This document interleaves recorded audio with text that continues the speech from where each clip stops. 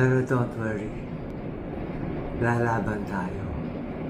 One day, gagaling ako.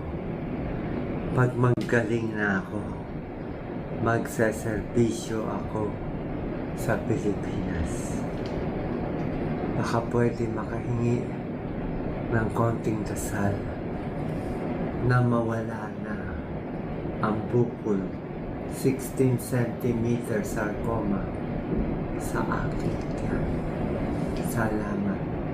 In Jesus' name. Amen.